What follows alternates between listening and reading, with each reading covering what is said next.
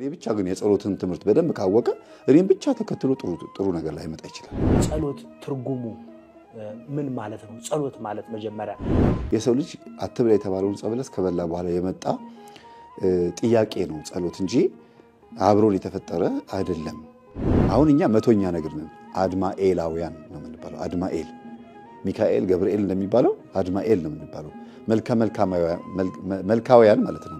ቆንጆቻውያን እንደማለት ነው። እነዚህ በሰባቱ የጸሎት ጊዜያቶች ውስጥ መጸለይ የማይችሉ ሰዎች ምን ማድረግ አለባቸው? መጋቢት 29 እሁድ ቀን ዓለም የምትጠፋበት ቀን ነው አይደል? በቤተክርስቲያናችን ተጽፏል።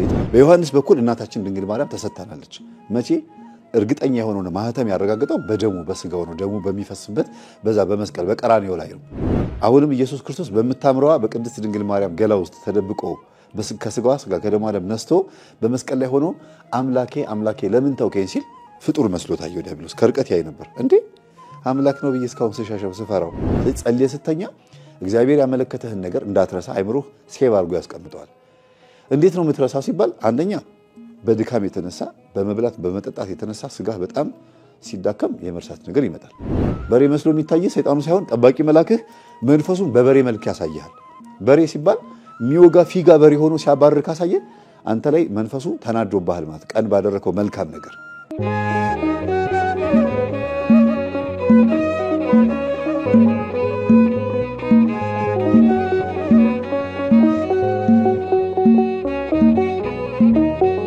በስመ አብ ወወልድ ወመንፈስ ቅዱስ አሐዱ አምላክ አሜን አሜን። እስከዚህ ሰዓት ያደረሰን ልዑል እግዚአብሔር የተመሰገነ ይሁን። በመላው ዓለም የምትገኙ ውድ ኦርቶዶክሳውያን በእያላችሁበት የሀገር ክፍል በእያላችሁበት ሰዓት አቆጣጠር ፍጹም የእግዚአብሔር ሰላም ይብዛላችሁ። እንዴት ከረማችሁ? እንዴት ሰነበታችሁ? ተርቢኖስ ኦርቶዶክሳዊ ሚዲያ ሰብስክራይብ፣ ላይክ፣ ሼር በማድረግ የ100,000 ቻሌንጁን እንድትቀላቀሉ ቤተሰብ እንድትሆኑ ጥሬን አስተላልፋለሁ። እነሆ ክርስቲያናዊ ግዴታዎቻችን የሚለው ፕሮግራማችን ከመምህራችን ከመምህር ተስፋዬ አበራ ጋር በባለፈው ሳምንት በዓለ ሃምሳን አንስተን ስለ በዓለ ሃምሳ ያሉ ግዴታዎችንና በበዓለ ሃምሳ ወቅት ማድረግ ያለብንን ጥንቃቄዎች ሰፋ ያሉ ማብራሪያዎችን ከመጽሐፍ ቅዱስም ከሌሎች ማጣቀሻ መጽሐፍቶች አንስተን ሰፊ ውይይት አድርገናል። ብዙ ተመራችሁበታል፣ ብዙ ሐሳብ አግኝቻችሁበታል። ኮሜንቶቻችሁም ይህንን ይመሰክራሉ። በዛሬው መርሃ ግብራችን ስለ ጸሎት አንስተን የምንወያይ ይሆናል ማለት ነው። እንዴት መቼ መጸለይ ያለብን? ጸሎት ማለትስ ምን ማለት ነው? ትርጓሜዎችን አንስተን ቆይታ የምናደርግ ነው የሚሆነው። መምህራችን እንኳን ደህና መጣለን። እንኳን ደህና ቆየኝ።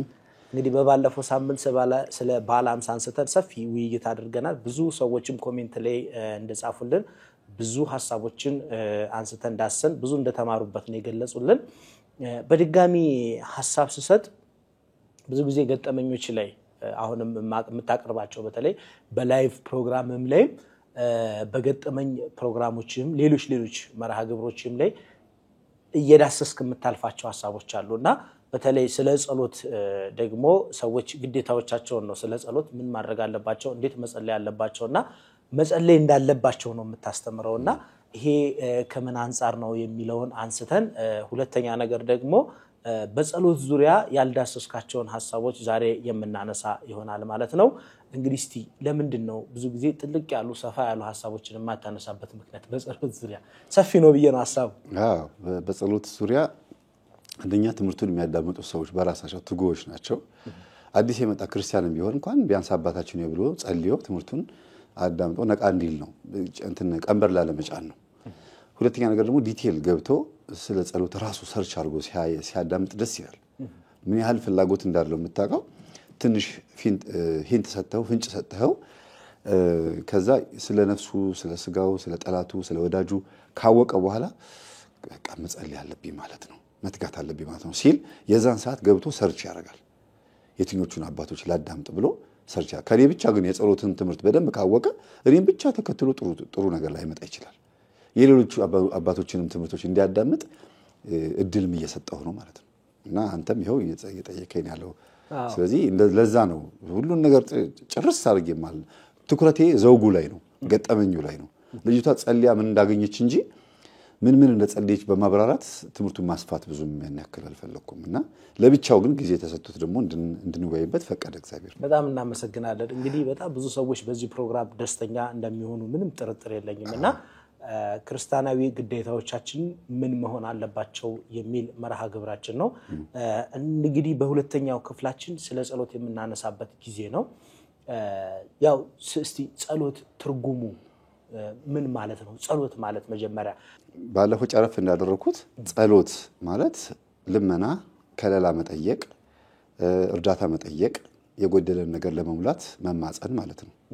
ጽላል ጸሎት ጥላ ወይም ደግሞ ፀሐይ ሲመታ ዛፍ ስር እንደምትጠለለው በቃ ራስን የሆነ ነገር ጋር ማስጠጋት፣ ከድካም ለማረፍ፣ ከችግር ለመላቀቅ፣ ካለብህ የሞት ሽታ ወጥተህ የመልካም ጠረን ሽታ ለመግባት ጸሎት ልመና ማለት ነው።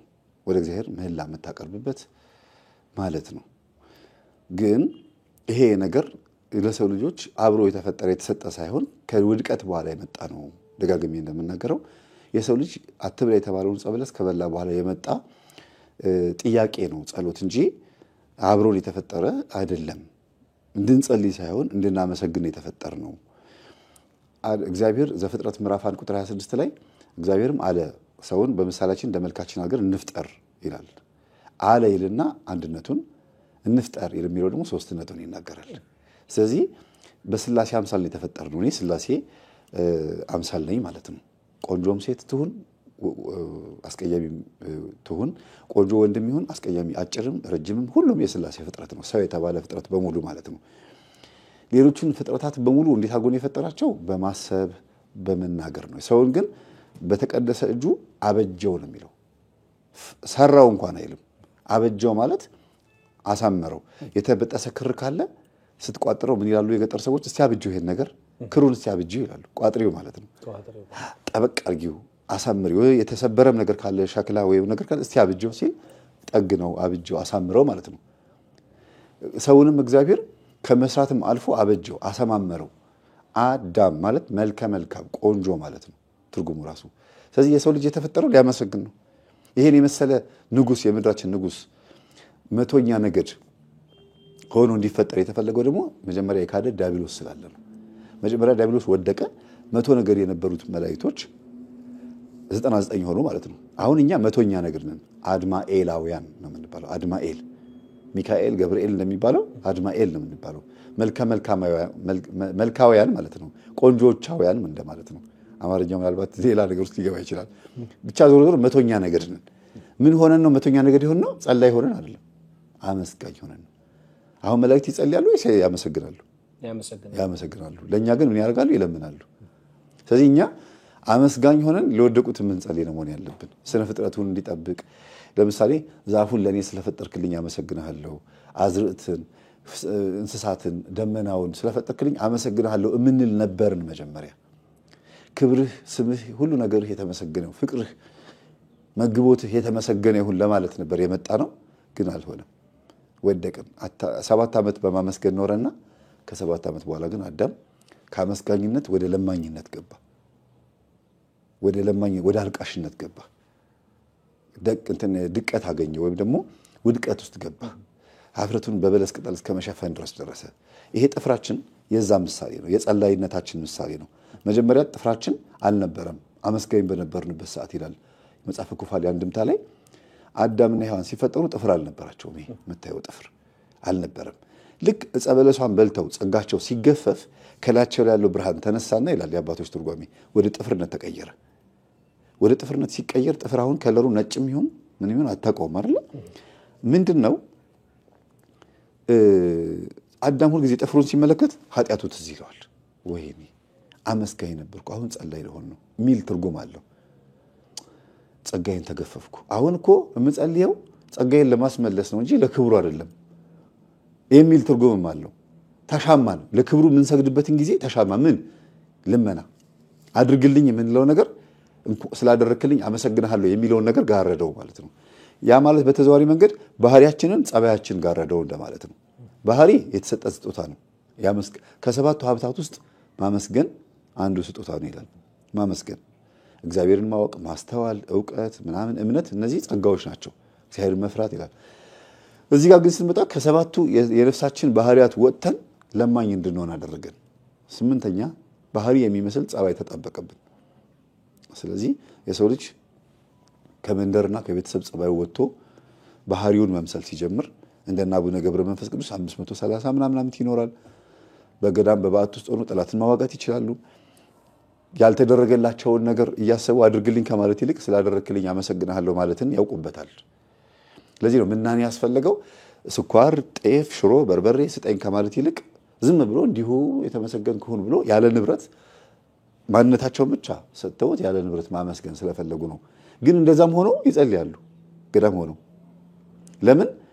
የሚጸልዩት ለህዝብ ነው፣ የሚያመሰግኑት ደግሞ አዳማዊ ፍጥረትነታቸውን ነው ማለት ነው። እና የሰው ልጅ በዚህ አሁን ባለንበት ሰዓት ላይ ጸላይም ነው አመስጋኝም ነው። ይሄንን የምናየው በአባቶቻችን ላይ ነው። በእኛ ላይ ግን ብዙ ጊዜ ጸላይነት ይታያል። ጸልዩ ጸልዩ ጸልዩ የሚባለው ወደ ቀደመ ባህሪያችን እንድንመለስ ነው ማለት ነው። ጸሎት ትልቁ ትርጉሙ ልመና፣ ምልጃ፣ መጠየቅ፣ ከለላ፣ ጽላሎት ወይም ደግሞ ጥበቃን መጠየቅ እንደማለት ነው። እባክህን መላእክትን ላክና ጠብቀኝ፣ ፈርቻለሁ፣ ከዚህ ከፈራሁት ነገር አድነኝ ብሎ ማለት ነው። ይሄ ፍርሃት የመጣብን ደግሞ አዳም ጸበለሱን ከበላ በኋላ ፍርሃት መጣበት፣ ተሸሸገ፣ ተደበቀ የሚለው ነገር ነው የመጣው። አሁን የተወሰደብንን የተነጠቀብንን ለማስመለስ ነው የምንጸልየው። የተሰጠን ስጦታ ነበረ ማለት ነው። ለዚህ ነው ጸሎት ያስፈልገው። እንግዲህ ስለ ጸሎት ትርጉሙ በዚህ መልኩ ከገባን አሁንም ሰብስክራይብ ማድረጋችሁን እንዳትዘነጉ። ሰብስክራይብ ያደረጋችሁ ይህንን ሚዲያ ወደ 100,000 እንድታሳድጉት ጥሪያችንን እናስተላልፋለን። የጸሎት ትርጓሜ ይህ ከሆነ ልመና ከሆነ ስንት የጸሎት ጊዜያቶች አሉ በቤተ ክርስቲያናችን ስርዓት ማለት ነው? ስንት የጸሎት ጊዜያቶች አሉ? ከነ ትርጓሜያቸው አብራራልን። እነዛን የጸሎት ጊዜያቶችስ ማን ነው መጸለይ ያለበት? እስቲ ይሄንን ሐሳብ ለተመልካቾች እናጋራለን። ሰው የተባለ ፍጥረት በሙሉ መጸለይ ግዴታው ነው። በተለይ በዓመተ ምህረት ጸሎት ወሳኝ ነው። ምክንያቱም አንኳኩ ይከፈትላችኋል፣ ለምኑ ይሰጣችኋል፣ ጠይቁ ታገኛላችሁ፣ እሹ ሁሉ ነገር ታገኛላችሁ ብሏል። ስለዚህ ተስፋ ያለው ጸሎት ነው በዓመተ ምህረት። በኦሪት ጊዜ ተስፋ የለው ማለት አይደለም። ግን ቢጸልዩም ባይጸልዩም አዳምን ነፃ ሊያወጣ የሚችል ጸሎት የጸለየ የለም። ቢጸልዩም እንኳን አልቻሉም። ነቢያት፣ ካህናት፣ ሌዋውያን አጠቃላይ እነ ኤልያስ፣ እነ ኤልሳ፣ እነ ሙሴ ህዝቡን ነፃ ለማውጣት ብዙ ጥረት አድርገዋል፣ ጸልየዋል። ትልቁ ጸሎት ነው የምልህ። እባክህን ከባርነት እንውጣ፣ ከዓመተ ፍዳ፣ ከዓመተ ኩነኔ፣ ከዓመተ ዓለም እንድንላቀቅ እርዳን ብለዋል። ግን ይመጣል የተባለችው ቀን እስክትመጣ ድረስ ማንም ነፃ ሊወጣ አልቻለም ነበረ። ከዛ በኋላ ክርስቶስ በጌቴ ሰማኒ ትልቁን ጸሎት ጸለየ። ማንን ወክሎ? ነቢያትን ወክሎ። አጽናኝ መልአክ መጥቶ አጠገቡ እስኪያጽናናው ድረስ። ምን ማለት ነው? ክርስቶስ የሚጽናና ሆኖ አይደለም፣ ወይም ደግሞ እንደ ሰው አዝኖ የሚያጽናናው ፈልጎ አይደለም። በሱ ውስጥ ግን እኛ አለን። አብነታችን አይደለም፣ ምሳሌያችን ስለሆነ እንዲህ ከጸለያችሁ አጽናኝ መልአክ እልክላችኋለሁ ስላለ ነው። እንግዲህ ትልቁ ጸሎት በጌቴሰማኒ ክርስቶስ የጸለየው ጸሎትና አቡነ ዘበሰማያት ምን እንጸልይ ብለው ሲሉት አቡነ ዘበሰማያት ወይም አባታችን ይብላችሁ ጸልዩ ነው ያስተማረው ነው በመጽሐፍ ቅዱስ ትልቁ የሚባለው። አሁን ሰባቱን አጽዋማት ከንጉስ ዳዊት ከመዝሙር 118 164 ላይ ከ162 ጀምሮ ብታየው እግዚአብሔርን እንዴት እንደሚያመሰግን ይናገራል። ሰባት ጊዜ አመሰግናለሁ ብሎ ይናገራል። ለምንድን ነው ይሄን ያለው? 7 ጊዜ ማመስገን ምን አስፈለገ? የተሰራ መንፈስ ቅዱስ የሰራው ነገር ነው። ለአባቶቻችን ሲያመለክታቸው እንዲሁ አይደለም። ለምሳሌ እስራኤላውያን የተሰደዱት ወደ ግብጽ የተሰደዱት በዓላማ ነው። ከግብጽም ወጥተው ደግሞ ወደ ተስፋይቱ ምድር ሲመለሱ በዓላማ ነው፣ ድንገት አይደለም። ለምን? የእስራኤላውያን ከግብጽ ወጥቶ በባህር ኤርትራ ባህር ተከፍሎ መሻገራቸው የጥምቀት ምሳሌ ከሆነ እግዚአብሔር እንዲሰደዱም እንዲሻገሩም ያደርጋቸው በዓላማ ነው። ለወንጌል፣ ለአዲስ ዓመት፣ ለአዲሱ ኪዳን፣ ለዓመተ ምህረት እንዲሆን አድርጎ ነው የሰራው ህዝቡን ማለት ነው። የሆነ በእነሱ ውስጥ እየተፈጸመ ያለ ወንጌል አለ ማለት ነው። ስለዚህ ሰባቱን አጽዋማት በምትጾምበት ሰዓት ወይም ሰባቱን ጸሎቶች በምትጸልይበት ሰዓት የሆነ የመንፈስ ቅዱስ ፈቃድ አለ ማለት ነው። ለአንተ በማድረግህ ትጠቀማለህ ማለት ነው። ግልጽ ነው። ስለዚህ ጌታችን አምላካችን መድኃኒታችን ኢየሱስ ክርስቶስ ሰውም አምላክም ነው። ስግው ቃል ነው። የሚያረጋቸው ነገሮች በሙሉ እኛ እንድናረጋቸው ተንበርክኮ ጸለየ ሲል እኛም እንድንመረከክ በላ ሲል እንድንበላ ጾመ ሲል እንድንጾም ዲያብሎስን ሂድ አንተ ሰይጣን ሲለው እኛም ሂድ አንተ ሰይጣን እንድንለው ሆኖ ስለሆነ የመጣው ሰው ማድረግ ያቃተውን በሙሉ አድርጎ አሳየን ትችላላችሁ ነው ያለው ለሚያምን ሁሉ ይቻላል ማርቆስ 9:23 ላይ ስለዚህ ለሚያምን ያለው ማድረግ ትችላለህ ምን መጾም መጸለይ ሰባቱ አጽዋማት የተባሉት ከጧት 12 ሰዓት ጀምሮ እስከ ሌሊቱ 6 ሰዓት ድረስ ነው 12 ሰዓት 3 ሰዓት 6 ሰዓት 9 ሰዓት 11 ሰዓት እና ማታ 3 ሰዓት ከዛ 11 ሰዓት ማን ነው 6 ሰዓት ከሌሊቱ እነዚህ ናቸው ሰባት የተባሉት ምን አስፈልገ ሰው ልጅ ይሄን ሁሉ የሚጾም ከሆነ የሚጸልይ ከሆነ ስራውስ እንዴት ነው የሚሰራው ያስብላል አይደል ብዙ ነገሮች ማድረግ ይቻላል መጀመሪያ ምሳሌዎቹን እንያቸው ለምንድን ነው በእነዚህ ሰዓት ምን ጾመው ምን ጸልየው ለምንድን ነው እንደዚህ ሰው ልጅ ውጥር ማድረግ ያስፈልገው ቢሆን እየዘረዘርን እንሄዳለን ያለችን ሁሉም ጊዜስ መጸለይ ይችላል አንድ ሰው አዎ እሱን ነው ማየት ያለብን ለምሳሌ ጠዋት 12 ሰዓት ብለን እኔ ጠዋት 12 ሰዓት እንግዲህ በማለዳ ዘወትር ወደ አንተ እጸልያለሁ ብሎ ንጉስ ዳዊት እንደተናገረው ጠዋት ተነስተን እንጸልያለን ሌሊት ማለት ነው አዳም የወደቀበት ሰዓት ነው አዳም በጣም ከባድ ውጥረት የመጣበት ሰዓት ዲያብሎስ መጥቶ ያሰናከለበት ሰዓት ስለሆነ ሁሉ ጊዜ ሌሊት በኪዳን እንድንሄድ ሌሊት 12 ሰዓት ላይ ሄደን ኪዳን እንድናደርስ ተገደናል ማለት ነው አዳም ከውድቀቱ የተነሳው በክርስቶስ ትንሳኤ እንደሆነ ሁሉ እኛም ደግሞ እንድንነሳ እባክህን ብለን ሌሊት ተነስተን እንጸልያለን ሌላው ከእንቅልፍ ተነስተን በመንጸልይበት ሰዓት አይምሮአችን ነጭ ወረቀት ነው ሪፍሬሽ አድርጓል በእንቅልፍ ድካሙን አስወግዷል ልክ ከእንቅልፍ እንደተነሳ ፊትን ታጥበህ ስትጸልይ የክት ጸሎት ነው የምትጸልየው ቶሎ አይምሮ የሚያዝ አቅም አለው አንዳንድ የመንግስት ሰራተኞች ወይም የግል ድርጅት ያላቸው ሰዎች ምን ይሉኛል መምህር ጠዋት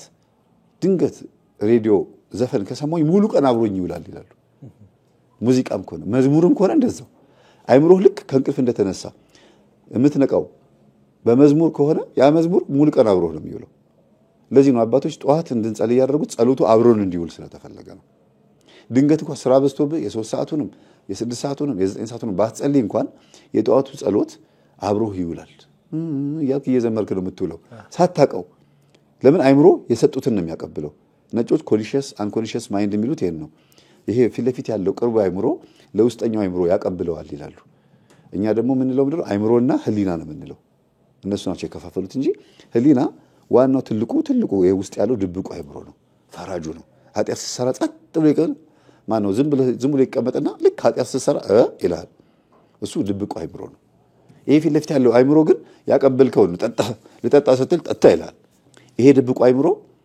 የተሰጠው ነው የሚቀበለው ይሄ ፊት ለፊት ያለው ግን ስሜት ነው አድርግ ብላ ጠጣ ማም ይላልና ጸሎትንም ላድርግ ብለ ስትነሳ እሺ ብለ ስትጸልይ ይቀበላል ያንን ዘፈንም ከሆነ ይቀበላል የሰጠኸውን የሚቀበል ከሆነ ምንድነው መስጠት ያለብህ ነው ላይምሮ ሀው ምን ልስጣው ብለህ ነው ማሰብ ያለብህ ክርስቲያን ሁሉ ጊዜ ጧት የእግዚአብሔርን ቃል እንደ ምግብ ይሄን መጽሐፍ ብላ ብሎ የተናገረው መጽሐፍ ቅዱስ ስለዚህ ነው ብላ የሚበላ ነው ማለት ነው የእግዚአብሔር ቃል ሁለተኛው ደግሞ 3 ሰዓት ላይ የምንጸልየው ጸሎት ነው 3 ሰዓት ላይ ጌታችን ኢየሱስ ክርስቶስ የተገረፈበት ሰዓት ነው ድንግል ማርያም ከገብርኤል ብስራት የሰማችበት ሰዓት ነው እንደገናም ደግሞ ሊፈርድ የሚመጣበት ሰዓት ነው ሊፈርድ ዓለምን ሊያጠናቅቅ ግንቦት 20 ማን ነው መጋቢት 29 እሁድ ቀን ዓለም የምትጠፋበት ቀን ነው አይደል በቤተ ክርስቲያናችን ተጽፏል የትኛው መጋቢት የትኛው 29 እንደሆነ አይታወቅም እንጂ መጋቢት 29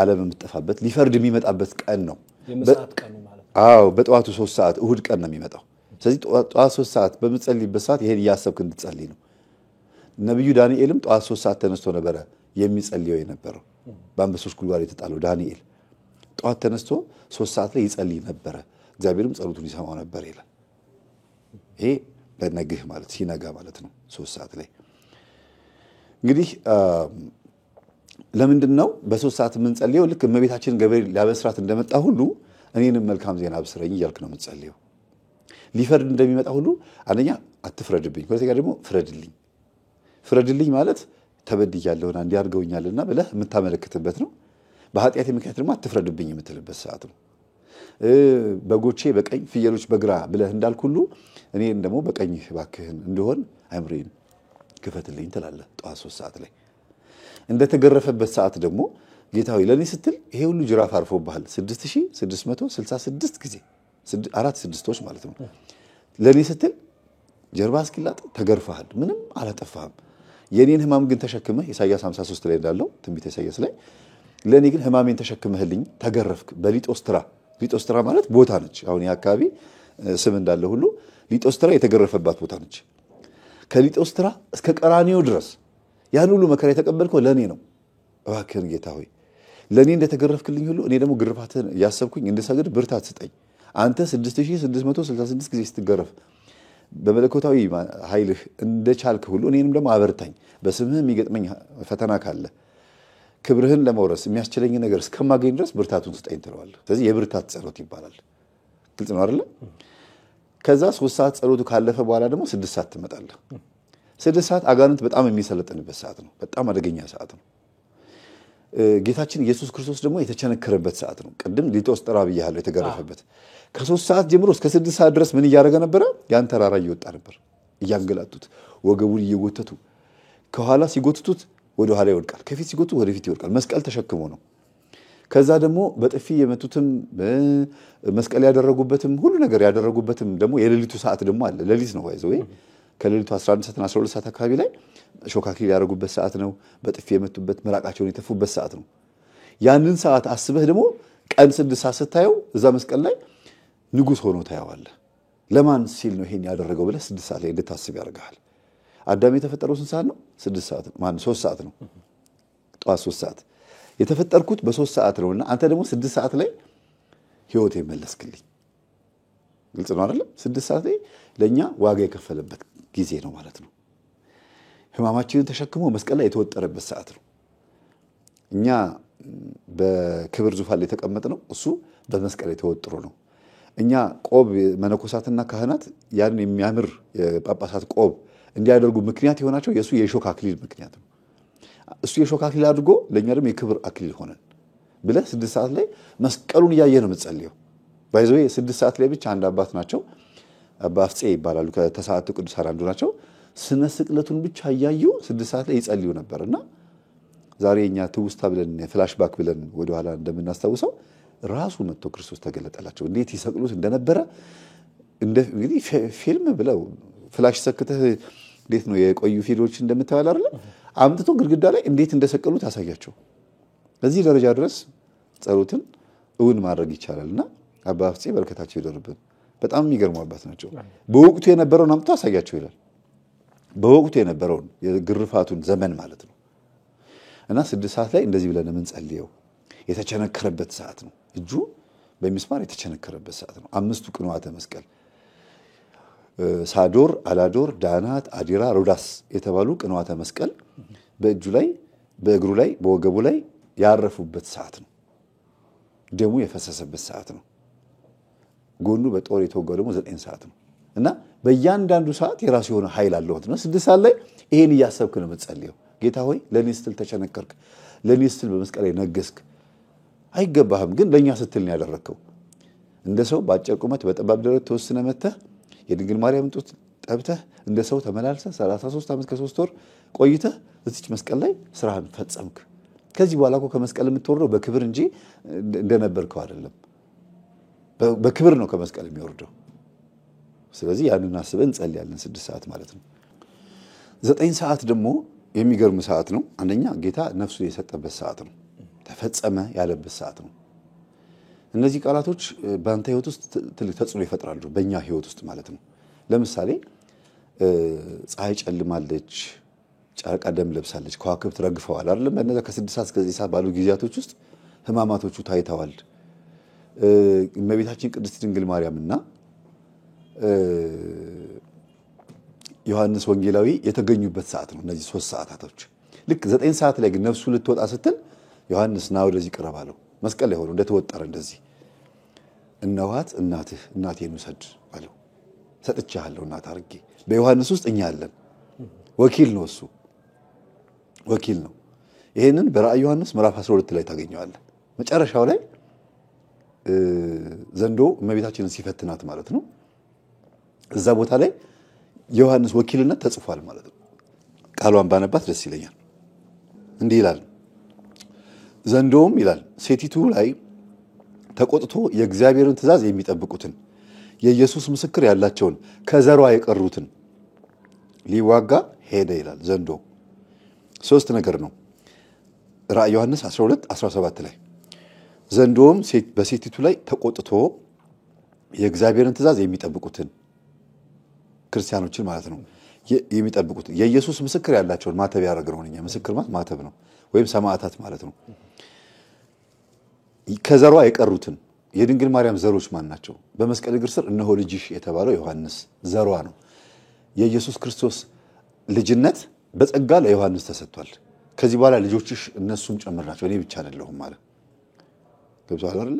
ጌታን ምን አሉት የሆነ ጊዜ ላይ እናትህና ወንድሞችህ ይፈልጉሃል ብሎ ሲሉት ጊዜ እናቴም ወንድሞቼም ቃሌን የሚጠብቁም ጭምር ናቸው ብሎ ተናግሯል። ስለዚህ ከዘሯ የቀሩትን ሲል በመስቀል ላይ የተሰቀለው ክርስቶስ በሰው ማንነት በኩል ከሷ ስጋ ተካፍሏል። የሰውን ዘር ተካፈለ እንጂ የመላእክትን አይደለም እንደሚለው ማለት ነው። ከዛ ዮሐንስ የኛን ማንነት ወክሎ ነው ሪፕሬዘንት ነው ወኪላችን ነው። በዮሐንስ በኩል እናታችን ድንግል ማርያም ተሰጥታናለች። መቼ ልክ ሁሉ ጊዜ ነው የተሰጠችን ግን እርግጠኛ የሆነው ማህተም ያረጋግጠው በደሙ በስጋው ነው። ደሙ በሚፈስበት በዛ በመስቀል በቀራንዮ ላይ ነው። ስጋው ደግሞ ስንቀበል ምንም እንኳን መለኮት የተዋሃደውን ከድንግል ማርያም ስጋ ከነሳ በኋላ ልዩ የሆነውን ያንን ስጋ ብንቀበለው ግን ድንግል ማርያምንም በውስጥ በኩል እንደ እናት ታሳቢ ማድረግ አለብን። የተቀበልነው ስጋና ደም የድንግል ማርያም ነው ያልኩኝ አይደለም። የኢየሱስ ክርስቶስ ስጋና ደም የተቀበልነው ግን በታሳቢነት አብራ ተሰጥታለች። እዛ ቦታ ላይ ኑዛዜ አለ። ኑዛዜ ግልጽ ነው። ለምሳሌ አባት ሊሞት ሲል እስቲ ልጆችን ሰብሰብ አድርጉልኝ ተብሎ ካህኑም ይመጣል። መኪናውን ለዚህ ለትልቁ ስጡልኝ፣ ቤቱን ለዚህች ለትንሿ ልጅ፣ እንትኑን ደግሞ ይሄን ፋብሪካውን ለገሌ እያለ ይናዘዛል አይደል? ሊሞት ሲል አይደል? ጌታችንን መስቀል ላይ ሆኖ እየተናዘዘ ነው። ይሄው እናቴን ሰጥቻለሁ ውሰድ አለው። ከዛን ሰዓት ጀምሮ ይላል ዮሐንስ ወንጌል ላይ የኢየሱስ እናት ዮሐንስ ወሰዳት ይላል። ልክ 9 ሰዓት ሲሆን ጌታችንም ቃሉን ከተናገረ በኋላ ኤሎሄ ኤሎሄ ላማ ሰበቅታኒ አምላኬ አምላኬ ለምን ተውከኝ ብሎ በዕብራይስጥኛ ጮኸ ይላል። ግን ለምን ተውከኝ ሲል ደካማ ሆኖ አይደለም፣ ሰይጣን ዲያብሎስን ለማቅረብ አቅርቦተ ሰይጣን ይሉታል አባቶቻችን። ምንድነው ዛሬ የተፈጸመው? ትልቁ 9 ሰዓት ላይ የሚገርም ተአምር የተፈጸመው ምንድነው?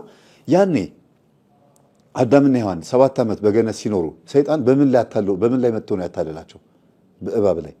እባብ ደግሞ የዛን ጊዜ የምታምር ነበረች፣ ገላዋ ቆንጆ ነበረ። እንስሳ ነው እንጂ ያዋራኝ ሰይጣን በእባብ ውስጥ አድሮ አዋራኝ ብላ ሔዋን አታስብ። በሚያምረው የእባብ ገላ ውስጥ አድሮ ሰይጣን መጥቶ ሔዋንንና አዳምን እንዳሳሳታቸው ሁሉ አሁንም ኢየሱስ ክርስቶስ በምታምረዋ በቅድስት ድንግል ማርያም ገላ ውስጥ ተደብቆ ከስጋዋ ስጋ ከደሟ ደም ነስቶ በመስቀል ላይ ሆኖ አምላኬ አምላኬ ለምን ተውከኝ ሲል ፍጡር መስሎ ታየው ዲያብሎስ። ከርቀት ያይ ነበር። እንዴ አምላክ ነው ብዬ እስካሁን ስሻሸው ስፈራው ለካ ሰው ነው እንዴ ብሎ መጥቶ እንደለመደው የብዙ ነፍሳቸውን ሲኦል ስጋቸው መቃብር ማድረግ እንደለመደው መጥቶ ሊቆራኘው ሲል መላእክቶች መጥተው በእሳት ዛንጀር በንፋስ አውታር ወጥረው ያዙት ይላል። ስለዚህ አምላኬ አምላኬ ለምን ተውከኝ ያለው ሰይጣን ጸጋ የተገፈፈ መንፈስ ስለሆነ ማስተዋል አይችልም። እና በድንግል ማርያም ስጋ ውስጥ ተደብቆ ወይም የለበሰው ስጋ የድንግል ማርያም ስጋ ነው አይደል? በዛ ማንነት ውስጥ ተደብቆ ኤሎሄ ኤሎሄ ወይም አምላኬ አምላኬ ብሎ ሲጮህ ደካማ ስጋ መስሎ ታየ። አቅርቦተ ሰይጣን ነው። 9 ሰዓት ላይ ስንጸልይኛ ብዙ ጊዜ ጌታ ሆይ እኔ የማውቀው ነገር የለም እባክህን አድነኝ ይቅር በለኝ እያልን ስንሰግድ የማንን ኃይል እየጠበቅን ነው? የእግዚአብሔርን ኃይል። ስለዚህ እኛ በትህትና ዝቅ ባልን ቁጥር ኃይል እናገኛለን። ሰይጣን ሊይዘን ሲመጣ በምንለምነው አምላካችን ስም እንይዘዋለን ማለት ነው። ስለዚህ ነው ክርስቶስ የሚያደርጋቸው ነገሮች በሙሉ እኛ እንድናደርጋቸው ያደረገው። አቅርቦተ ሰይጣን የተባለውም ያ ነው። መቼም አርፎ ተቀምጦ የነበረውን ሰይጣን ማቅረብ እንዴት ይሆናል ብለህ ልትል ትችላለህ። ሊይዝህ ነው አድፍጦ የነበረው። ቅዱስ ጴጥሮስ ሲናገር ሰይጣን የሚውጠውን ፈልጎ እንደሚያገሳ አንበሳ በዙሪያችሁ ይሽከረከራል ዲያብሎስ ብሎ ነው የተናገረው። ስለዚህ በዙሪያ ያንዣብብ የነበረው መንፈስ ና ብለህ የምትይዘው በትህትና ዝቅ ብለህ ስትሰግድ ክርስቶስ ያደረጋቸው ነገሮች ስታደርግም ጭምር ነው ማለት ነው። 9 ሰዓት ያን ነው የሚያመለክተው። ተፈጸመ ብሎ ድንግል ማርያምንም ልጅ ሰጣት። ዮሐንስም ደግሞ እናት አገኘ። ለምድራችን ከሔዋን ቀጥሎ ቤዛ የሆነች ወይ ምትክ የሆነችው ድንግል ማርያም ናት። ሔዋን እናት ነበረች፣ የሕያዋን ሁሉ እናት ነች ሔዋን። ግን በ7 ዓመት ውስጥ ብቻ በገነት ላይ በሰላም ኖራ ከ7 ዓመት በኋላ የሕያዋን ሁሉ እናት መሆን ቀርቶ የጥቂት ልጆች እናት ብቻ ሆነች። ድንግል ማርያም ግን አሁን የሕያዋን ሁሉ እናት እንድትሆን ስሟን ለጠራ የኢየሱስ ክርስቶስንም አምላክነት ላመነ በሙሉ እናት ነች። ልጇን ያከበረ እሷን ያከበረ ክብር ለሚገባው ክብርን የሰጠ እናቱ ነች። የቀረ ደግሞ ቀረበት አይደለም። ስለዚህ የድንግል ማርያም እናትነት የተሰጠበት ሰዓት ነው 9 ሰዓትና ኢቭን የምታመሰግንበትም ሰዓት ነው። ስሟንም ጠርተህ ይቅር በይኝ እናቴ ሆይ ከጌታ አስታርቂኝ የምትልበትም ሰዓት ነው። እግዚአብሔርንም ስለ ድንግል ማርያም ብለህ ይቅር በለኝ የምትልበትም ሰዓት ነው። ለምን ሰጥቶናል በዛ ሰዓት እና 9 ሰዓት በጣም የተለየ ሰዓት ነው። ለሰው ልጆች ነፍሱን ሰጠ ተፈጸመ ብሎ የጮኸበት ሰዓት ነው። የዛን ሰዓት ጨረሰ ሞተ ማለት ነው። ሞተ የምንለው ሞተ በስጋ ተብሎ የሚጸልየው በዛ ሰዓት ነው። እና እዚህ ሰዓት ላይ ስትጸልይ እንዴት እንደሚል አስበው። ከዛ ዮሴፍና ኒቆዲሞስ ደግሞ መጥተው ከመስቀል ላይ ያወረዱት ደግሞ 11 ሰዓት ነው ማለት ነው። 11 ሰዓት ጸሎት ደግሞ ይባላል። እንዲያውም ሲነገር ሰምተህ ከሆነ 11ኛው ሰዓት ሲባል አልሰማህም? ምን ማለት ነው? ያለቀችው ሰዓት በቃ የተገባደደ ሊመሽም ነው።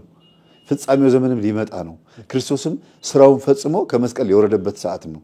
ዮሴፍና ኒቆዲሞስ ከመስቀል ሄደው ከጲላጦስና ከሄሮድስ አስፈቅደው ስጋውን ባክህን እንድንቀብረው ፍቀድልን ብለው እሺ ብሎ ተፈቅዶላቸው መጥተው ከመስቀል ላይ እያለቀሱ ያወረዱበት ሰዓት ነው። ከዛ ወርዶ ደግሞ ወደ መቃብር የሄደበት ሰዓት ነው። ወስደው ቀበሩት ይላል በጎልጎታ። አስበው፣ አምላክ ነው፣ ፈጣሪ ነው፣ መለኮት ነው፣ ግን ከስጋ ጋር ተዋህዷል። የጋለ ብረትን በመዶሻ ስትቀጠቅጠው እሳቱን ነው ወይስ ብረቱን ነው የቀጠቀጥከው? እሳቱን አብሮ ነው። መለኮትም ስጋ ጋር መጥቶ ተዋህደና አይሁድ ገረፉት፣ ተፉበት፣ ሰቀሉት፣ ቸነከሩት ሲባል አብሮ መለኮትም አለ ማለት ነው። ግልጽ ነው አይደለ? ስለዚህ ሲቀበርም ሞተ ሲባል በስጋ ሞተ ነው የምንለው፣ ግን ክርስቶስ አምላክ ነው፣ ሕያው ነው። ሞትን ለማሸነፍ መቃብር መግባት አይጠበቅበትም ነበር፣ ግን ሰው ሆኗል። ሰው ሆኖ ስለተወለደ ግዴታ መቃብር መግባት አለበት። መቃብር ሳይገባ ቢያድነን ኖሮ ሞትን ፈራው ይባላል ወይ መቃብርን ፈራው ይባል ነበር። ክርስቶስ ገባ። ስለዚህ ሞት ሆይ መውጊያ የት አለ? ሲኦል ሆይ ድል መንሳት የት አለ ተብሎ የተነገረው ለዚህ ነው። ይኸው ግን መጥቶልሃል። የክብር ጌታ ኢየሱስ ክርስቶስ መቃብር ድረስ ወርዶ ተቀበረ። እንደ ሰው ተገንዞ ተቀበረ። ሰው ያደረገውን ሰው የሚሆነውን በሙሉ ሆነ ከኃጢአት በስተቀር ይላል። ከኃጢአት በስተቀር ሁሉን አደረገ። መቃብር ድረስ ሄዶ ሞትን ተጋፈጠው። ሞት የት ጋር ያለው አለ የተባለበት ቦታ ሁሉ ሄደ። በምድር ላይ 3 ዓመት ከ3 ወር የተበላለሰው ሞት የት እንዳለ እያሳየንም ጭምር ስለሆነ ሞት ሲባል እኛ እንደዚህ ነፍስ ከስጋ መለየት ብቻ ነው አይደል የሚመስለን፣ ግን በቁም መሞትም አለ። በኃጢአት መሞት ብዙ ሰዎች በቁም የሞቱ ሰዎች እንዳሉ ሲናገር ምን አለ ሐዋርያው ናትናኤል? ጌታ ሆይ እባክህን ቤተሰቦቼን ጦሬ ልምጣ ቀብሬ ልምጣ ፍቀድልኝ ሲለው ናትናኤል ተከተለኝ፣ ሙታንን ተዋቸው ሙታናቸውን ይቀብሩ ዘንድ ተዋቸው አለው። ሙታንን ተዋቸው ሙታናቸውን ይቀብሩ ማለት የሞተ ሰው ካለ በቁም ያለ እንደ ሞት የተቆጠሩ ሰው ይቀባበሩ፣ አንተ ግን ወደ ህይወት ና ማለቱ ነው። እኔ ህይወት ነኝ፣ እኔ መንገድ ነኝ፣ እኔ እውነት ነኝ ማለቱ ነው ሲናገር። ስለዚህ በቁም መሞትም ስላለ በቁም መሞትን መጀመሪያ ካስተካከለ በኋላ የቁም ሙታንን ካስተማረ ካነቃ በኋላ ንዋም ማለት እንቅልፍ ማለት ነው አይደል? ካነቃን በኋላ ከእንቅልፋችን ካነቃን በኋላ ወደ እውነተኛው ደግሞ የስጋ ሞት ወደ እውነተኛው መቃብር ደግሞ ሰዓቱ ደርሶ 11 ሰዓት ላይ መቃብር ገባ ማለት ነው። በዛ ሰዓት አንተ ስትጸልይ ምን እያሰብክ ነው? ለኔ ስትል ወደ መቃብር ገብተህ ሞቴን ድል አድርገህልኛልና እኔም በቁም ከመሞት አድነኝ፣ ሰዎች እንድሞት ይፈልጋሉ፣ ሞቴን አስወግድልኝ፣ ከመፍዘዝ አድነኝ፣ ከእንቅልፍ ሞት አድነኝ፣ ከኃጢአት ሞት አድነኝ እያልክ 11 ሰዓት ላይ ሞቱን እያሰብክ ነው የምትጸልየው። በፍጻሜዋ ሰዓት ባለቀች ሰዓት አድነኝ ትላለህ። የፍርድ ቤት ኬዝ ካለብህ ታስረህም ከሆነ እስር ቤትም ከሆነ የትኛውም ጉዳይ ካለብህ 11 ሰዓት ላይ ስትጸልይ በምሬት ነው መጸለይ ያለብህ ይባላል። ለምን? ሞት የሚሸትበት ሰዓት ስለነበር መጨረሻው ፍጻሜው ዘመንንም ያሳያል፣ መጠቃለልንም ያሳያል። ስለዚህ 11 ሰዓት ላይ ስትጸልይ ክርስቶስ ወደ መቃብር መውረዱን፣ ከመስቀል መውረዱን፣ ድል ማድረጉን፣ ሞትን መጋፈጡን እያሰብክ ከሆነ አንተ ሞትን ትጋፈጠዋለህ። ምንድነው ሞት ስትጋፈጥ? አሁን ለምሳሌ አንተ ሞት ምንድነው? ነፍስ ከስጋ መለየት አንዱ እሱ ነው። እንደገና ደግሞ ከሞት የማይተናነስ ስቃይ ደግሞ አለ። በበሽታ አንዳንድ ጊዜ ሞት ይሻላል ትላለህ አይደል? ወይ በስማ ከዚህስ ሞት ይሻላል ትላለህ። እሱን እንድትጋፈጠው ነው 11 ሰዓት ላይ የምትጸልየው። ክርስቶስ ያን ሁሉ ተጋፍጦ ጥፊውንም እንዲያውም አንዳንድ ጊዜ በመካከላቸው አምልጧቸው ይሄድ ነበር ይላል። ተአምር ሲሰራ እንዲያውም ክርስቶስን ሊይዙትና ወደ ገደል ሊጥሉት ሲሉ ክርስቶስ ተሰውሮባቸው ትቷቸው ይሄድ ነበር። እንዴት አለ ብለው ሲሉ እሱ እዛ እየተራመደ ነው። ሊገሉት እየመጡ ዮሐንስ ወንጌል ላይ ምን ይላል? በመጨረሻው ሰዓት ሐሙስ ማታ ባለቀ ሰዓት ይሁዳ በመሳም አሳልፎ ሊሰጠው ሲመጣ ማንን ትፈልጋላችሁ ሲላቸው ድምፁ ወደ ኋላ ፈነገላቸው፣ ወደቁ ይላል። ግን የሚሞትበት ሰዓት ነው፣ የሚያዝበት ሰዓት ነው። ወደ ሐናና ቀያፋ ግቢ የሚገባበት ሰዓት ነው። በዛ ሰዓት ደግሞ አምርሮ ደግሞ በጌቴሴማኒ እየጸለየ ነበረ። አየው። ስለዚህ ሞት ሊመጣ ሲል ራሱ የምትጸልይበት ሰዓት ነው። እና ሐዋርያትን ግን ምን ይላቸው ነበረ? ተነሱ፣ ወደ ፈተና እንዳትገቡ ትጉና ጸልዩ እያለ በተደጋጋሚ እየመጣ ይቀሰቅሳቸው ነበር ከእንቅልፍ። ግን ሐዋርያት ጴጥሮስ፣ ዮሐንስና ያዕቆብ ወደ ተራራ ከ11 ሐዋርያት ለይቶ ወደ ተራራ ይዟቸው ይወጣ ነበረ። ባይዘው 11 ሆነዋል። ይሁዳ በመጨረሻ ሰዓት ትቶ ስለሄደ 11 ሆነው ነበረ። በዛ ሰዓት ይሁዳ ምን እያደረገ ነው? ሐዋርያት እንትኖችን አይሁዲዎችን ይዞ እየመጣ በመሳም አሳልፎ ሊሰጠው ሳንቲም እየተደራደረ ነበር። 8ቱ ሐዋርያት ታች ተራራ ስር ቁጭ ብለው እየጠበቁ ነው። ታች 3ቱ ደግሞ ዮሐንስ፣ ጴጥሮስና ያዕቆብ ከጌታ ጋር አብረው ወዴት እየወጡ ነው? ወደ ተራራ ወጥተው ጌታ ሲጸልይ እነሱ እዛ ጋር እንቅልፋቸውን ተኝተዋል። ሳያቸው ተኝተዋል። መጀመሪያ መጥቶ ቀሰቀሳቸው ይላል። ወደ ፈተና እንዳትገቡ ትጉና ጸልዩ አላቸው። አሁንም እሺ ብለው ትንሽ ደግሞ እንደተጉ ደግሞ ተኙ። አሁንም እንደገና ከጸለየ በኋላ ደግሞ ተነስቶ መጣ። እነዚህ የጸሎት ሰዓታትን እየመደበልን ነው ማለት ነው። አሁንም ሲመጣ ተኝቶ ተነሱ ብሎ ደግሞ ቀሰቀሳቸው። አልሰማም አሉ። ሶስተኛ ላይ መጣና እንግዲያውስ እረፉ አላቸው። ምን ማለት ነው? ዓመተ ዓለም አልፏል። አሁን ልያዝ ነው። ከዚህ በኋላ ምድር እረፍቷ ነው። እኔ ህይወት መጥቼላታለሁ። እንግዲያውስ እረፉ፣ ተኙ፣ በደንብ ተኙ። በዓለ ሃምሳ ማለት ይሄ ነው። እንግዲያውስ እረፉ፣ ተኙ ማለት ነው። በቃ የሰው ልጅ በስጋ ድካም በቃ ወድቋል። እኔ ያለሁ ጠብቃቸዋለሁ፣ ተኙ አለ። አነቃ። መጨረሻ ላይ ግን የሰው ልጅ እስከ መጨረሻው ፍጹም መሆን ስለማይችል ፍጹምነትን የሚሰጠን እሱ ስለሆነ እንግዲያውስ ተኙ አላቸው። ስለዚህ የምድራችን እረፍት ክርስቶስ ነው። በሌሊት የሚጠብቀን እሱ ነው። መቼ? በሌሊት። በቀን ግን የኛ ድርሻ ነው። በዚህ ነው ጸሎት ሰዓት ከጠዋት 12 ሰዓት ጀምሮ እስከ 6 ሰዓት የሆነው። ግልጽ ነው አይደል? 7ቱ ቀናቶች የተባሉት። ከዛ በኋላ የሚጠብቀን ማን ነው? በእርግጥ ቀን የሚጠብቀን እግዚአብሔር ነው እኮ። ተኝተህ ስትነሳ ግን የት ነበርክ?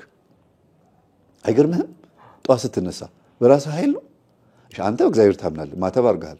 ኤቲስትና ፓጋኖችን ደግሞ ያቸው ሃይማኖት የለሾች፣ እነሱም ማታ ተኝተው ጠዋት ይነሳሉ። ሁለቱን የሚያነቃ ማን ነው? እግዚአብሔር። ኢቭን ማታ ተኝተው ጠዋት እንዲነሱ ያደረገ እግዚአብሔር ነው ብቻ ሳይሆን ዲያብሎስ መጥቶ አንቆ ሊገላቸው ይችላል። እንዳይገላቸው ሁሉ የጠበቀ እግዚአብሔር ነው። ይሄ ነው እንግዲያውስ ተኙ ማለት። በቃ ችግር የለውም። ስትነቁ ማስተዋል ትችላለች። ቀን ትጸልያላችሁ፣ ቀን ሳለላችሁ ብርሃን ሳላችሁ በብርሃን ተመላለሱ ብሏል። የሌሊቱን ድካም አገዘን። አሁን ወደ 11 ሰዓቱ ጸሎት እየመጣሁልህ ነው። ሞትን እስከ መቃብር ገብቶ ከተጋፈጠው ያንተን ሞት በአንተ ሞት ውስጥ አልቃ ገብቶ ህይወትን መዝራት የሚችል አምላክ እንደሆነ ለማሳየት 11 ሰዓት ትጸልያለህ ማለት ነው። ስለዚህ እንግዲያውስ ተኛ ብሎ ለአንተ ፈቅዶልሃል። በዓመተ ምሕረት ተኛ ሲባል አትጸልይ ማለት አይደለም። ግን ተነስና ጸልይ ብሎ ደግሞ የፈቀደልህ ሰዓት አለ። የፈቀደልህ ሰዓት ላይ ግዴታን ትወጣለህ። ከ6 ሰዓት በኋላ ግን እንቅልፋቸው ሲያዳክማቸው እንግዲያውስ ተኙ ብሎ ፈቀደላቸው። ጠዋት ሲነሱ ግን መጸለይ አለባቸው። ግልጽ ነው አይደል? ማወራ 11 ሰዓት በዚህ ተጠናቀቀ። ወደ ማታ 3 ሰዓት እንጸልያለን። ንዋም ወይም የእንቅልፍ ሰዓት ይባላል። ከመተኛት በፊት ብዙ ጊዜ መጸለይ ትልቅ ጥቅም አለው። አንደኛ ቀኑ ሙሉ የዋልክበትን ድካምህን ውሎህን በሙሉ የምታሳርፍበት ሰዓት ነው። ሁለተኛ ነገር ደግሞ የምታመሰግንበትም ነው። መቼም ለመንበርከክ ስትጸልይ ከብዙ የእግር ጉዞ፣ የመኪና ጉዞ፣ ከብዙ አይነት ሐሳብ፣ መብላት፣ መጠጣት በኋላ ነው የምትንበርከከው አይደል? በዚህ ሁሉ ማዕከል ውስጥ ትን ብሎኝ አለመሞቴ፣ በሰው እጅ አለመሞቴ፣ ቀስፎኝ አለመሞቴ ምህረት ማድረጉን ማሳያ ነው። ጠዋት ብቻ አይደለም ሰላም ያልከኝ፣ በሰላም ያሳደርከኝ፣ ሰላም አውለኝ ብለህ የምትለው ማታም ራሱ ሰላም አውለኸኛል፣ ከተባራሪ ነገር አድነኸኛል፣ ከመጥፎ የሆኑ ነገሮች ሁሉ አድነኝ፣ አሁንም በህይወት አለው። ሌሊቷን ደግሞ ባክህን ብለህ ደግሞ የምትጸልይበት ሰዓት ነው። ቀን የዋልክበትን ታመሰግናለህ፣ ማታ ደግሞ የምትተኛበትን ደግሞ ትለምናለህ ማለት ነው። ማታ 3 ሰዓት ከሌሊቱ 6 ሰዓት ደግሞ አለ በእኩለ ሌሊት ተነስቼ አመሰግናለሁ ይላል ንጉስ ዳዊት ሲናገር ሌሊት ተነስቼ አመሰግናለሁ እጸልያለሁ ለምንሃለሁ ይላል ስለዚህ ሌሊት ተነስተን ምን ጸልየው ለሁለት ነገር ነው አንደኛ ዲያብሎስ መጥቶ ይጫናል የሚጫንበት ሰዓትም ነው በጣም ከባድ ፈተና የሚያደርስበት ሰዓት ነው ሁለተኛ ነገር ደግሞ ህልምህ አይምሮህ ለህልም ክፍት ነው እግዚአብሔር ለአንተ መልእክት የሚያመጣበት ሰዓት ነው በእርግጥ ህልም ብዙ ጊዜ ወይ እንደተኛ ወይ ልትነቃ ስትል ነው ህልም የምታየው ይባላል ግን ሁለቱም ሰመም እንትኖች ናቸው ሰመመንና እጅግ በጣም ረጅም ሰዓት ስለምንተኛ መሃል ላይ የምናየው ህልም የሚረሳ ስለሆነ ነው ልክ እንደተኛ ያየኸውን ህልም ልክ ልትነቃ ስትል አታስታውሰው እኔ ሁሉም ሰው ብዙ ጊዜ ህልም ያለው አይደል ወይኔ ምንድን ነበር ያየሁት ግን ይሄው ነገር አይቻለው እላለሁ ጧት ማታ 3 ሰዓት የተኛ ሰው ጧት 12 ሰዓት ተነሳ እንበል ህልሙን ያየው ስንት ሰዓት ነው ማታ 3 ሰዓት ከ3 ሰዓት ጀምሮ እስከ 12 ሰዓት ድረስ ያለውን ርዝመት አስበው በጣም ረጅም ሰዓት ነው አይደል ጧት ሲነሳ ሊረሳው ይችላል ለዚህ ነው እንደዚህ ሸለብ ሲያደርገን የሆነ ህልም የምናየው ነው እንደዚህ ያለ አይደል የሆነ በቅጽበታዊ ናፕ በመታረግበት ሰዓት የምታየው ህልም አይረሳም ግን ትክክለኛ ጸሎት ከጸለይክ ጧትም አየኸው ማን ነው ማታም አየኸው ህልሙን እኩለ 6 ሰዓትም አየኸው ሊነጋ ሲልም አየኸው ቁልጭ ብሎ የሚታይ ጸልዮ የተኛ ሰው ህልሙን አይረሳም ይባላል ግልጽ ነው አይደል ስለዚህ ጸልየ ስተኛ እግዚአብሔር ያመለከተህን ነገር እንዳትረሳ አይምሮህ ሴቭ አድርጎ ያስቀምጠዋል እንዴት ነው የምትረሳው ሲባል አንደኛ በድካም የተነሳ በመብላት በመጠጣት የተነሳ ስጋ በጣም ሲዳከም የመርሳት ነገር ይመጣል ከእንቅልፍ ርዝመት ሰዓት የተነሳ ሁለተኛ ዲያብሎስ አጋንንት ለአንተ የተላከልህን ነገር ይወስዳል እግዚአብሔር የሰጠህን እንዴት ነው ሰይጣን የሚወስደው ሲባል በአንተ ስንፍና ነው ራእዮችህን ህልሞችህን በሙሉ እንዲወስድ አድርገህ የምትኖር ከሆነ ቀን ይወስዷል ቀን ውሎ ይወስነዋል ለምሳሌ ስልኬ አሁን በርቷል አይደል ይሄን ስልኬን ስዊች ኦፍ አደረኩት ይኸው ጠፋ ስዊች ኦፍ አደረኩት ፓወሩ ጠፍቷል አንተ ከቀኑ 3 ሰዓት ላይ ሜሴጅ ላክልኝ ቀን 3 ሰዓት ስልኬ ግን ፓወሩ ጠፍቷል አላየሁትም ምክንያቱም ጠፍቷል ማታ 3 ሰዓት ላይ ስከፍተው ኪኪው ያለ ቀኑ ሙሉ ሜሴጅ የላኩልኝ ሰዎች ያመጣል ሳይው ሰዓቱን ወይኔ ሰሌ ጧት 3 ሰዓት ላይ ቮይስ አርጎልኝ ነበር ጧት 3 ሰዓት ላይ ሜሴጅ ልኮልኝ ነበር ተስፉ ድረስልኝ ተስፉ እንዲሆኛለሁ ብለህ ቢሆን ኖር አላየሁትም በቃ ሜሴጁ የደረሰው ስንት ሰዓት እንደሆነ ይጽፋል ማን ነው የተላከው የደረሰው ደግሞ ስንት ሰዓት ነው እኔ ስከፍተው ነው የሰው ልጅም እንደዛ ነው እግዚአብሔር መልእክቱን በሰዓቱ ልኳል አንተ ግን ስዊች ኦፍ ሆነ ከሆነ ማጸልይ ማለት ነው ለእግዚአብሔር የማይመች ህይወት ውስጥ ሆነ ከሆነ ሜሴጁ አንተ ጋር አይደርስም ካየለ አጅሩ ይቀርበዋል ተሰጥቷል ግን አልተቀበልክም መጸለይ ስትጀምር መትጋት ስትጀምር እንዳለ ሜሴጆቹ ይመጣሉ ወይኔ ህልም በህልም ትሆናለህ ብዙ ጊዜ የሚጸልዩ ሰዎች መምህር ህልማየን እንዲያየው ይላሉ ምናልባት የዛሬ 10 ዓመት የዛሬ 5 ዓመት የዛሬ ዓመት የተላከ ሜሴጅ ነው አሁን የደረሰው አንተ ባለመንቃት የተነሳ ተከማችቶ ከዛ ልቀቅ ሲባል አጅሬው ይሄው በዚህ ሰዓት የተልኮልህ ነበር እኔ ነኝ ያስኩት ይያለ ይሰጣል ያሳያል ማለት ነው ስለዚህ የጧት የሌሊት 6 ሰዓት ጸሎት ትልቁ ጥቅሙ የፈለገ ልምያን እንቅልፍ ቢወስድህም ስጋህ በድንህ አልጋ ላይ ተኝቶ ዲያብሎስ መጥቶ እንዳይጫነህ በጥባቂ መላእክት ትጋረዳለህ ማለት ነው የ6 ሰዓት ጸሎት የሚጠቅመው ጥበቃው የእግዚአብሔር ጥበቃው በእንቅልፍ ሰዓት በድን የሆነው ሬሳ የሆነው በእንቅልፍ ምክንያት ትንሹ ሞት ይባላል አይደል እንቅልፍ እኮ ትንሹ ሞት ነው በቃ ጧት ራሱ ተፈጥሮ ይቀሰቅሳል እንጂ በቃ ትንሹ ሞት በለው በዛ ሰዓት ግን ዲያብሎስ መጥቶ እንዳይቆርጥህ እንዳይፈልጥህ እንዳይከተክትህ ወይም በአንተ ህይወት ውስጥ መጥቶ ጣልቃ እንዳይገባ መጥፎ ህልም እንዳያሳይህ ይረዳሃል ቅዠት እንዳያሳይ በሬ ሲያባርር ውሻ ሲነክስ በገደላ ገደል ስትሮጥ የምታየውን ሳይሆን መጥፎ የተሳሳተ ህልም እንዳያሳይህ ለምሳሌ መልአክ መስሎ ሊታይ ይችላል የሆነ መልእክተኛ መስሎ ሊመጣ ይችላል ለምን ባለመጸለይ የተነሳ ከጸለይክ ግን ይሄን ማድረግ አይችልም የሚያደርገው ምንድነው አንተን ሊገልህ እንደነበረ በመልእክት ያሳያል ማን ጠባቂ መልአክ ነው ሰይጣን አይደለም በሬ መስሎ የሚታይ ሰይጣኑ ሳይሆን ጠባቂ መልአክህ መንፈሱን በበሬ መልክ ያሳያል በሬ ሲባል የሚወጋ ፊጋ በሬ ሆኖ ሲያባርር ካሳየ አንተ ላይ መንፈሱ ተናዶብሃል ማለት ቀን ባደረከው መልካም ነገር ደሃ በመርዳት በመጸለይ በመስገድ በማስቀደስ ስለተበሳጨ ማታ እንዲህ ነው ልታመልጠኝ ነው ይያለ በበሬ ያሳያል ውሻ ደግሞ የዝሙት መንፈስም ነው ዛርም ነው ቡችላ ከሆነች የዝሙት መንፈስ ትልቅ ውሻ ከሆነ ነው የዛር መንፈስ ተብሎ ይተረጎማል ይሄ መንፈስ አንተ ላይ ለሊት መጥቶ ተጽዕኖ እንዳይፈጥርብህ ጠባቂ መልአክህ ጥሩ መልእክት ለህይወት ለቤተሰብ ለሚስት ለትዳር የሚጠቅምህን መልእክት የሚያሳይህ 6 ሰዓት በምትጸልየው ጸሎት ነው ማለት ነው። እሺ መልካም መምህር፣ እንደው በመጨረሻ በእነዚህ በሰባቱ የጸሎት ጊዜያቶች ውስጥ መጸለይ የማይችሉ ሰዎች ምን ማድረግ አለባቸው? እንዲሁም ደግሞ ሐሳቡን ጠቅለል አድርገህ ቀረ የምትለው ሐሳብ ካለ እሱን ለተመልካቾች አጋራለን። አዎ እንግዲህ እነዚህ 7 አጽዋማት አባቶቻችን በገዳም በደንብ አድርገው የተጠቀሙበት በከተማም ደግሞ መልካም የሆኑ በቅዱስ ቁርባን የተጣመሩ በተክሊልም ይሁን በማዕስባን የተጋቡ ሙሽሮች እግዚአብሔርን የሚጠሩበት ይህ ሁሉ ሕዝብ የተገኘበት በተለይ ቅዱሳን አባቶቻችን የተገኙበት ስለሆነ እኛም ደግሞ እንጠቀምበታለን። ግን የሥራ ሰዓታቸው አጉል የሆነባቸው ሰዎች መጸለይ የማይችሉ ምንድነው ማድረግ ያለባቸው የሚለውን ባጭሩ ጠቅለል ማድረገው 7ቱን ጸሎቶች መጸለይ እንኳን ባይችሉ ቢያንስ ታክሲ ውስጥም የሆነ ሰው ስልኩን አላርም ይሞላል። ለምሳሌ ይሄው በእጃችን ላይ ትልቅ ነገር አለ። በድሮ ጊዜ ስልክ አልነበረም፣ ራሱ መንፈስ ቅዱስ ነው የሚያግዘን። አሁን ግን ደካማ እንኳን ብንሆንም አላርም እንሞላለን። ለሊት 12 ሰዓት ላይ 6 ሰዓት 3 ሰዓት 9 ሰዓት 11 ሰዓት 3 ሰዓት እያለን እንሞላውና ሰዓቱ ልክ ቴቴው ብሎ ሲጮህ ታክሲ ውስጥ ከሆንክ እዛ ብቻም አትሰግድም። ታክሲ ውስጥ ወይ መኪና ውስጥ በመንገድ ላይ ትራፊክ ይዞ አትሰግድም። ስብሰባ ላይ ብትሆን ግን ወዲያው አላርሙን ተዘጋውና አቡነ ዘበሰማያት ይትቀደስ ስምከ ትላለህ ወይም አባታችን ይትላለህ። በቃ 55 ሰከንድ ናት። ልክ ገዳም የሚጸልዩ አባቶቻችን ከሚጸልዩት እኩል በረከት ታገኝበታለህ። ባለህ ሰዓት የሚፈለገው ዋናው ትልቁ ጉዳይ ማሰብህ ነው። በማንኛውም ኮንዲሽን ላይ ሆነ። አዎ ሲመችህ ግን ቢሮ ውስጥም ከሆንክ የሆነ ምቹ ቦታ ላይ ከሆንክ ግን 3 ሰዓት ላይም ሆነ 9 ሰዓት ላይ ጸሎት መጽሐፍህን ገለጥ አድርገህ ገብተህ 20 ደቂቃ ጸሎት አድርገህ ሰገድ አድርገህ ወደ ጉዳይ መግባት። በተለይ ቢሮ ውስጥ ብቻቸውን የሚሰሩ ሰዎች የመስገጃና የመጸለያ ቦታ ካላቸው በስራ ጊዜያቸው ላይ ይሄን ሰዓት ቢጠብቁት ይባረኩበታል።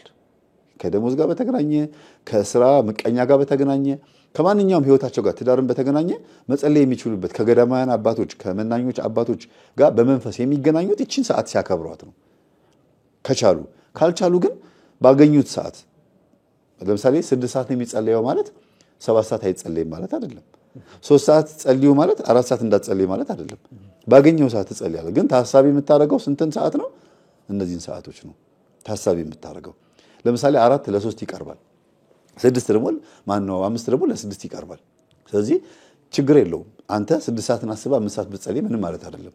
ባገኘው ሰዓት ግን እግዚአብሔር ማሰብ አለብህ ነው የሚፈለገው። ማሰብ ነው ሐሳብ አይደለም መጀመሪያ ከዛ ተግባር የሚሆነው። ይሄ ህንጻ አልኩህ እኮ ሲሚንቶና ፌሮ ተገጣጥሞ ነው ከዛ ህንጻ የሆነው። ከህንጻነቱ በፊት ከሲሚንቶ ከፌሮ በፊት ግን ሐሳብ ነበር። አርኪቴክቱ በካርቶን ሰርቶ ዲዛይኑን ሰርቶ ይሄው ብሎ አሳይቷል። ገና እዚህ መሬት ላይ ያልተተከለ ቤዝመንት ያልተተከለለት ያልተሰራለት የሆነ ህንጻ ያልተተከለ በካርቶን አሳይቶ የአርኪቴክቱን ካርቶን አሳይቷል። ያ ማለት አንተ መጀመሪያ ልጸልይ ብለህ ማሰብህን ያሳያል። ሲመችህ መስገድህ ደግሞ ይሄ እንደ ህንጻው እንደተተከለው የሚታይ ክርስትና አለህ ማለት ነው። ስለዚህ ማጠቃለያው ምንድነው? እግዚአብሔርን በሁሉም ሰዓት ማሰብ አለብን። የጸሎት ሰዓታትን ማክበር ግን በትንሹ የታመነ በብዙ ይታመናል የሚለውን ቃል ለምንፈጽመው ማለት ነው። እቺን ካልፈጸምን ትልቁ እንዴት እንፈጽመዋለን? ይሄ ነው። ስለዚህ ስልካችን አብሮን ስራ መስራት አለበት።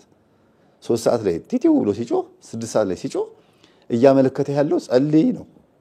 በተለይ አላርሙ ራሱ ቮይሱን አንተ አስተካክለው ከሆነ ደስ የሚል ለአንተ የሚያነቃህ ከሆነ ሁልጊዜ ሰነፍ ከሆንክ ሁልጊዜ ይወቅሳል ማለት ነው።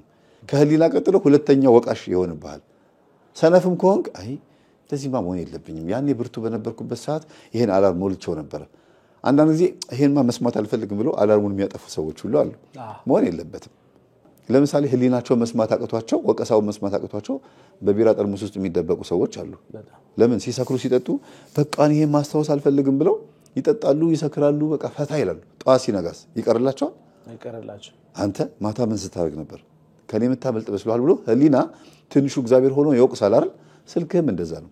አንተ 3 ሰዓትና 6 ሰዓትን ረስተኸው እንኳን ቢሆን ሆን ብለህ አይደለም ስራም ሆኖ እንኳን ቢሆን ብትረሳው ቲቲው ሲል ጥሩ ነው ትልና ታነቃለህ። ግን እንደዚህ ሲጮህ አላርሙን አጥፍተኸው ዝም ብለህ ወሬን የምትቀጥል ከሆነ ህሊና ሁልጊዜ ይወቅሳል። አንተ የሞላኸው ለምንድን ነው? ግዳጅን ልትወጣ አይደለም? ይሄ ነው ክርስትና ይልሃል። ስለዚህ ህሊና ሁልጊዜ አክቲቭ እንዲሆን ያደርገዋል። ስለዚህ በዚህ መስራት በጣም ትልቅ ጥቅም አለው ማለት ነው። ይሄ ነው። አመሰግናለሁ። እጅግ ድንቅ እንግዲህ ትምህርትን ያስተማርከን መምህራችን። 7ቱ የጸሎት ጊዜያቶች እነዚህ ናቸው ማለት ነው። ከጧት 12 ሰዓት ጀምሮ እስከ ሌሊት 6 ሰዓት ያለው የጸሎት ጊዜ። ሌሊት 6 ሰዓት የምንጸልይበት ምክንያት ግን አልገባኝም። እንዴት? ለምሳሌ ማታ ለ3 ሰዓት ስንጸልይ ፈጣሪ በመጨረሻው ሰዓት ትጉና ጸልዩ ብሎ በመጨረሻው ሰዓት የጸለየው ሰዓት ነው። ጧት 3 ሰዓት ደግሞ እነ ነብዩ ዳንኤል የጸለዩት ጸሎት ነው። እነዚህ በሙሉ ጊዜያቶች አሉና የሌሊት 6 ሰዓቱ ጸሎት ምሳሌ ያለው ራሱ አለው። ምሳሌው ክርስቶስ አልኩህ እኮ ክርስቶስ በጌቴሴማኒ ሲጸልይ ሌሊት ሙሉ ሲጸልይ እንደነበር ነው የሚያሳየው። አሁን 3 ሰዓት ላይ ጸለይ ካል እንቅልፍተኛ እኮ አላርም የሚቀስቅስህ የእግዚአብሔር መልአክ ይቀስቅስህ። ግን ሰነፍ ከሆንክ 3 ሰዓቱን ጸልየ 6 ሰዓቱን አልፈኸው ነው የምትሄደው። ገብቷል? 6 ሰዓት ላይ ግን ተነስተህ የምትጸልይ ከሆነ ወይም ደግሞ 3 ሰዓት ጸልየ እስከ 6 ሰዓት የምትቆይ ከሆነ እግዚአብሔር የተሻለ ነገር ይሰጣል ነው። 6 ሰዓት ላይ በመጸለይህ ህልምህ የተስተካከለ ይሆናል። አያጭበረብርህም። የተጭበረበረ ሜሴጅ አያመጣም ዲያብሎስ። እግዚአብሔር ይልቁንስ ለአንተ የሚጠቅምህ ነገር የሚያሳይበት ሰዓት ነው። መልእክቶች የምትቀበልበት ሰዓት ነው። ሁሉ ነገር ጸጥ ባለበት ሰዓት፣ በስጋ ደክሞ በተኛበት ሰዓት፣ ምናልባትም በጭፈራ ቤት በሚጨፍሩ ሰዎች ባሉበት ሰዓት ላይ አንተ ቢያንስ የተሻልኩ ነኝ ባትልም እግዚአብሔር የተሻለ ማንነት ስብና ሰጥቶህ እግዚአብሔር ሆይ እባክህን ይቅር በላቸው የምትልበትም ሰዓት ነው። ስለዚህ ምሳሌነቱ ክርስቶስ ሌሊቱን ሙሉ መጸለዩን ነው የሚያሳየው። ሐዋርያት ተኝተው ነበር አይደል? ተነሱና ጸልዩ ብሎ የቀሰቀሳቸው በዛ ሰዓት እኮ ነው። ተነሱና ጸልዩ ያላቸው። ከዛ ሊነጋጋ ሲል ነው እንግዲህ የመጡት። ሊነጋጋ ሲል መተው ያዙት ነው የሚለው።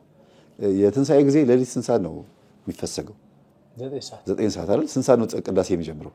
6 ሰዓት ይሄንን ሰርተውት ነው አባቶቻችን ማለት ነው። ስለዚህ እንደዚህ ነው እያንዳንዱ ነገር የሚሄደው ማለት ነው። መልካም፣ እጅግ አድርገን እናመሰግናለን መምህራችን። ቃልዎት ያሰማልን ብለናል። በጣም ትልቅ ትምህርት ነው ያስተማርከን። በቀጣይ ክፍሎቻችን ጸሎት እንዴት መጸለይ ያለብን፣ መቼ መጸለይ ያለብን የሚሉትን በዚህ መልኩ ካየን እንዴት መጸለይ እንዳለብንና ብዙ ጊዜ ጸሎት ስንጸልይ የሚያጋጥሙን በጣም በርከት ያሉ ፈተናዎች አሉ። እንዳንጸልይ ጸሎት እንድናቋርጥ የሚያደርጉን ነገሮች አሉ። በቤት ውስጥ እንዴት መጸለይ ያለብን፣ ጸሎት ቤት እንዴት መስራት አለብን፣ ቤተክርስቲያን ስንሄድ ምን መጸለይ ያለብን፣ እነዚህን በሙሉ የዳሰሰው የጸሎት መርሃ ግብራችን እንዲሁም ክርስቲያናዊ ግዴታዎቻችን በሚለው መርሃ ግብራችን በቀጣይ ሳምንት እስከምንገናኝ ቸር ሰንብቱ። ብዙ ተመራችሁበታል። በጸሎት ዙሪያ ያላችሁን ጥያቄ በሙሉ እንግዲህ ኮሜንት ላይ ወይም በእነዚህ ስልኮቻችን በዋትስአፕም በቴሌግራምም የክርስትና ስማችሁን አልፎም ደግሞ ከየት እንደሆነ አድራሻዎቻችሁን እየጠቀሳችሁልን ጥያቄዎቻችሁን አንሱ፣ ጠይቁ።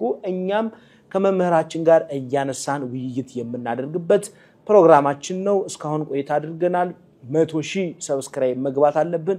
ለመላው የዓለም ሕዝብ እንዲሰራጭ ሼር፣ ሰብስክራይብ፣ ላይክ እንድታደርጉ ጥሬን አስተላልፋለሁ። በሌላ ዝግጅት በሳምንት እስከምንገናኝ ቸርን ሰንብት። ወስብሐት ለእግዚአብሔር ወለወላዲቱ ድንግል ወለመስቀሉ ክቡር። ቆየ